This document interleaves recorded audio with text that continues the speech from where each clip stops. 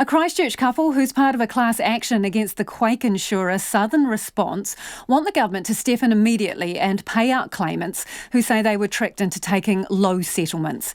Colleen and Brendan Ross believe they were deceived into accepting a lower offer from the state-owned insurer after discovering Southern Response kept secret from them a second, much higher estimate to rebuild their damaged house.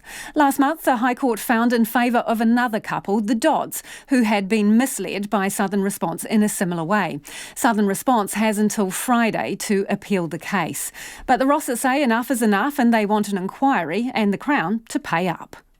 The difference in the DRA, the hidden DRA, was in the region of $140,000. How did you find out that there were two?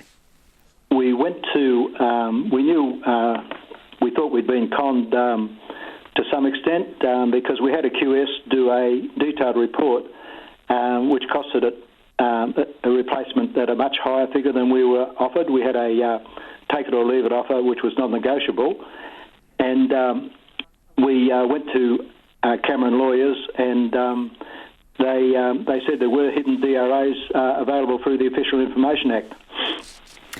So tell me, did you then apply for some paperwork and discover that there was indeed a second DRA in your case? Exactly right. Yeah, yes. How do you both feel that you've been treated by Southern Response? Shabby, to put it nicely. Very shabby. Yeah, the process was very fraught and you really felt you had nowhere to go, no room to negotiate. And, it was very difficult. It was non-negotiable. So how long has this been going on for you? It's 9 years since the first earthquake down here, so it's a hell of a long time. And what effect has this had on you and your lives? Oh, it's been very stressful, It made us make decisions. I mean, we felt that we couldn't really build a house for the price that they were going to give us, rebuild a place, so we had to buy an existing house in the finish. We did eventually, at the start, we did have our name on two sections at Highfield on Preston's Road, but anyway, we found that by the time we tried to rebuild a house, we probably couldn't afford it, so we ended up in an established house. So, it has influenced us in a big way on our decisions that we didn't get that full amount that we were really entitled to. Brendan, have you found it stressful? Absolutely.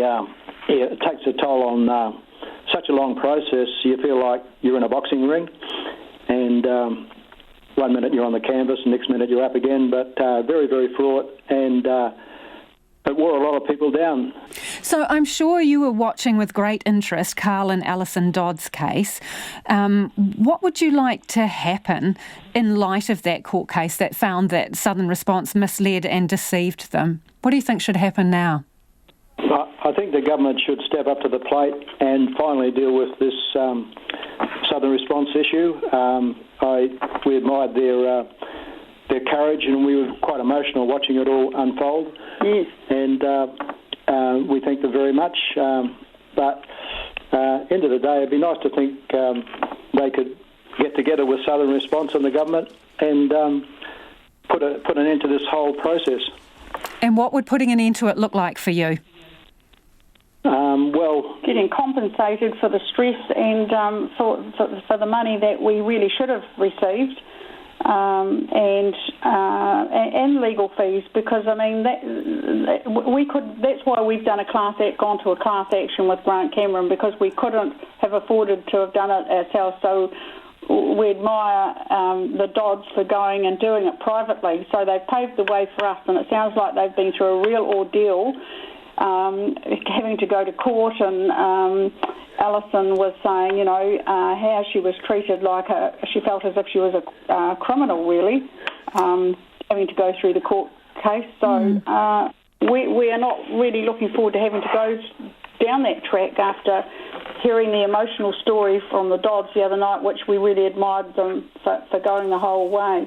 How do you put a value on the stress that you have experienced during these years?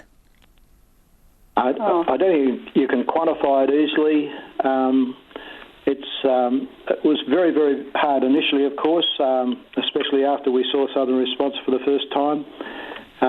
You feel like you're sort of trapped. But as for putting a value on it, Lisa, I just couldn't do that. It's beyond figures, I tell you. But I really think that there should be an investigation of who was at the very top, who instructed the people below them at Southern Response to minimise the payments. There must be something that's not right from the top ministers. Brendan, do you think there should be an inquiry as well of some sort? Oh, absolutely. I think there's been a process followed there by Southern Response, a deliberate process. Treasury, of course, were part of the Southern Response team. They were supposedly very closely involved. And I think the money's been the main issue. And once they embarked on that track, of course, they didn't want to turn back. But the two subsequent court rulings, Supreme Court, High Court, have indicated that there was something seriously wrong. So I think there should be some explanation for the public, especially considering all the grief that people have had to put up with. Do you think that this was a money-saving exercise, pure and simple? I think that sums it up very well. Absolutely, definitely. And what do you think of that, if that is the case? Well, I think the injustice is that half of the people have been paid out for the concealed page and the other half haven't. So where's the justice in that for a start? No. That's just not fair. And I think the rest of New Zealand should be thinking about this because, I mean, if that fault line goes, there could be a lot of catastrophes there and there could be more problems as far as insurance goes. So really it does affect the whole of New Zealand. Yeah, we should be learning from this and putting the rest of New Zealand on a safe footing going forward. And that was Colleen and Brendan Ross. And in a briefing to incoming EQC and Southern Response Minister Grant Robertson, Treasury flags to him the cost of the Ross class action, the Dodds judgment and the cost of settling with unsold homeowners. Checkpoint requested comment from Southern Response CEO Anthony Honeybone, but he was once again unavailable.